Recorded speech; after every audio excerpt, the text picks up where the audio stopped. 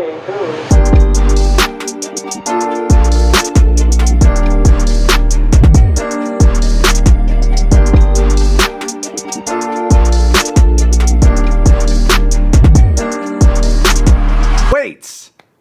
The question that has plagued people's fitness decisions for years. Do I?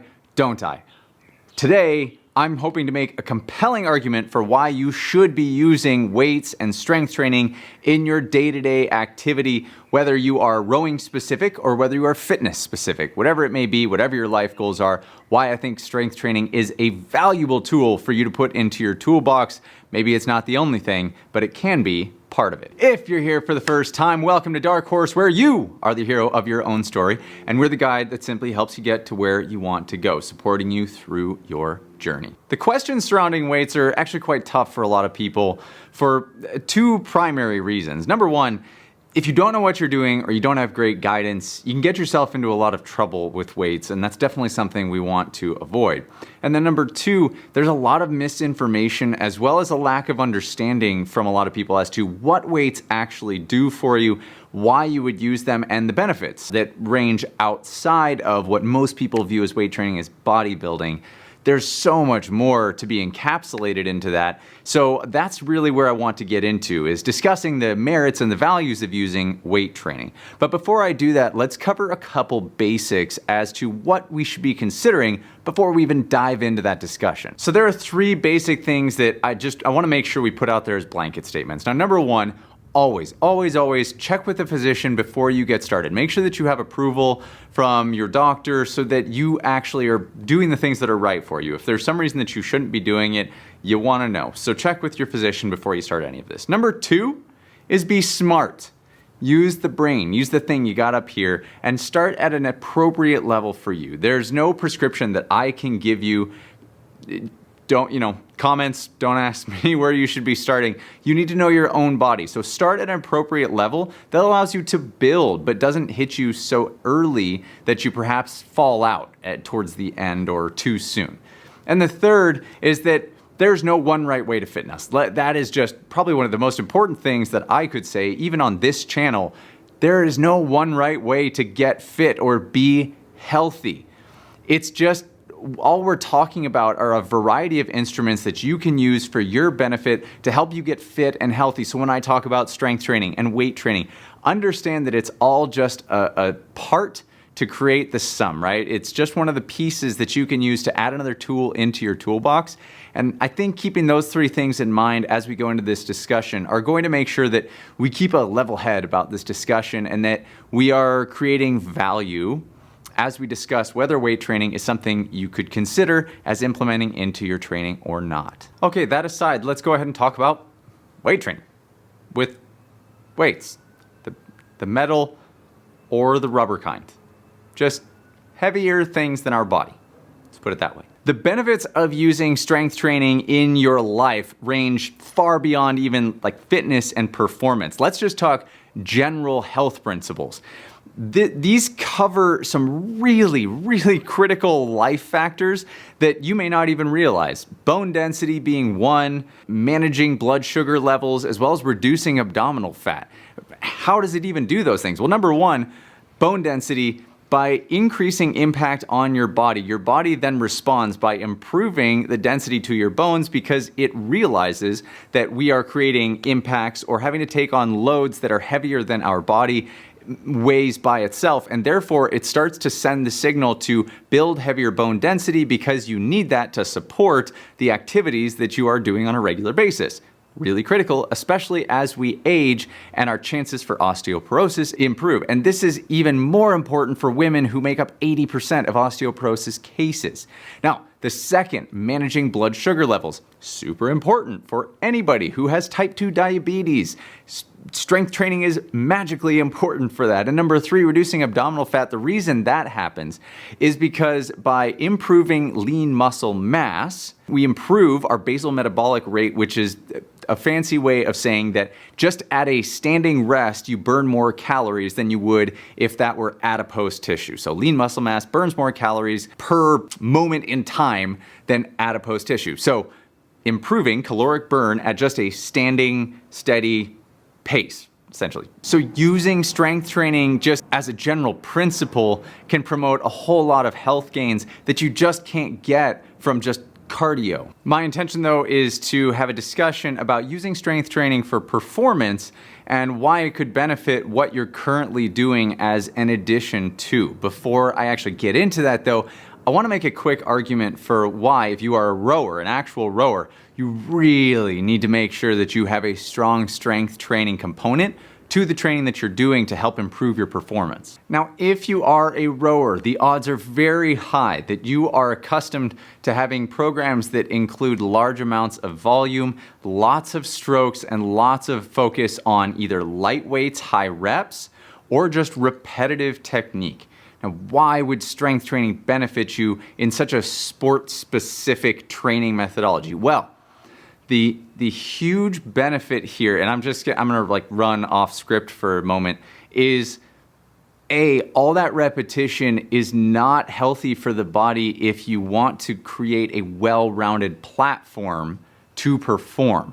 Now, sport specific is extremely important. So as a rower, yes, you need to get volume in, you need to take lots of strokes so that you can gain feel for the boat, for the machine, so that you can improve your performance, right? That aside, you need to develop stronger systems to support you. And I've seen countless rowers who, having spent so much time on volume, just taking the stroke over and over, actually begin to get weaker at the stroke because they aren't spending time with weight that forces the body to learn to strengthen in some of the critical positions that you're going to go through. For example, it is really critical as a rower that you are spending time with a sandbag in a front hold. Why is that important? Well, because we spend so much time bracing against the stroke, by taking the load into our front here and having to support this, it actually asks our back to do the opposite, which is straighten up to hold on to that load so that it can get stronger in that upright and supported position. And often rowers, as we get more and more and deeper into the stroke, we start to get comfortable with our spine being in this kind of a position, this rounded position, where we're not doing a benefit to our spine. We need to be able to handle and support our body as it moves through space and time. The other things that are really critical, explosiveness from the legs. You are not going to get more explosive by doing high rep, low weight training. It's only going to reinforce that you're not able to be explosive, but with a very light weight. If you want to be able to actually apply some force through the stroke, working on things like heavy squats, heavy cleans. I'm not necessarily an advocate of snatch because we don't need to put our shoulders in that kind of position. And I know I'm starting to ramble, but I get really passionate about making sure that rowers have a strong strength basis so that they can perform better on the water or on the erg and stay safer within your body. So please, please, please, if you are a rower, consider putting a significant strength training program or strength and conditioning program into what you are doing. Don't just go for repeating the same movement pattern you're already doing in the sport. Try to vary it and try to change it. Okay, rowing rant over. Let's get back to you, the person using strength training perhaps for fitness purposes. Now, the first benefit is the ability for strength training to counter-train what you are doing in your everyday life. Right? For example, if you repetitively, I'm going to wander back into the rowing piece. If you repetitively use the rowing machine, you want to make sure that you are strengthening counter movements to that. For example, we do a lot of pulling with the arms in the stroke. Right? It's very natural, but there is absolutely no pushing through the arms in the stroke. Therefore, we get really good at pulling, but we lose all that strength in pushing. So adding in things like push-ups, bench press, dumbbell work, overhead press, all those things are very important to help counterbalance.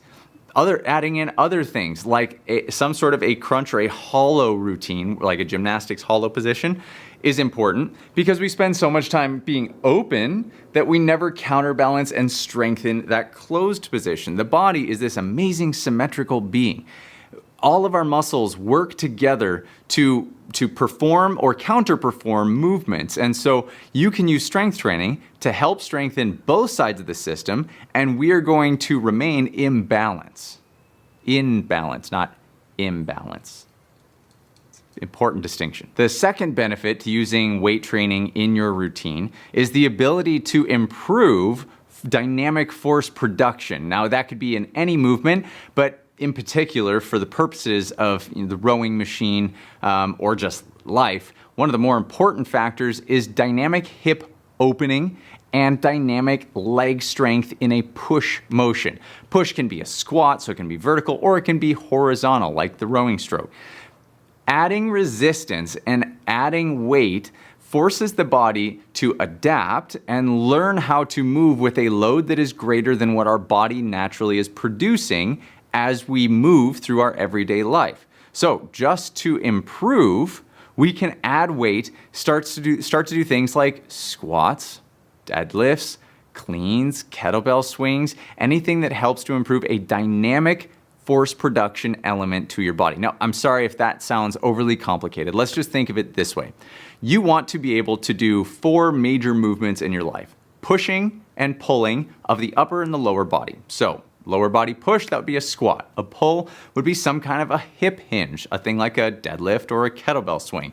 Then there's an upper pull and push. The upper pull would be something like a bent over row or a pull-up. In a push, we're talking a push-up or a bench press or an overhead press. Those 4 components make up a lot of the movement that we do in our everyday life. And if you can improve dynamic force production there, you are going to get stronger at a lot of the things that you just happen to be doing already. A third benefit to strength training is the easy access to equipment. Well, what's that you're saying, Shane? No, equipment is expensive. I don't have the money for that. Not true.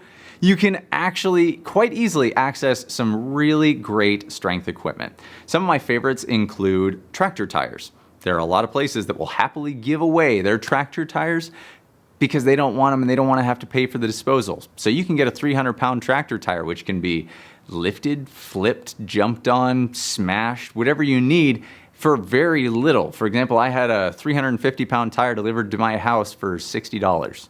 That's great. I use it all the time. I smash it with a sledgehammer. I get a lot of use out of that thing. Sledgehammers. There's another great tool that's actually quite inexpensive, 20-something bucks at Home Depot, I think. You can duplicate things that you would do with a mace, or you can, again, smash it. That's great complementary movement to the rowing stroke, where I'm coming up and over the top as opposed to opening. I'm actually closing with that strength. Another is sandbags, right? Just filling a bag with dirt. You probably have it somewhere on your property, or you can just go to any home improvement store and buy a big old bag of it for really inexpensive. Sandbags are one of the best tools that you can use that don't cost a lot of money, can be used in a tight space, and get stored really easily. So things like that are great ways of developing strength that aren't going to cost you an arm and a leg. A fourth benefit is that you can use weight training to support the movements that you're currently trying to get better at.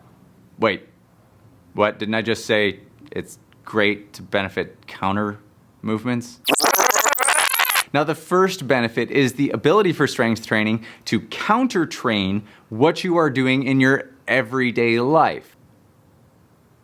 Yeah, so it does both, actually. It can support the movement that you're already doing by making it stronger and more explosive, because you increase resistance, increasing the body's ability to adapt to that particular movement, and you can support the way in which you are performing your exercise that you want to get better at or perform better at. Finally, strength training will improve your ADLs, or your activities of daily living. Things like picking up groceries, going to the bathroom, sitting in your couch and standing up, all the super exciting things.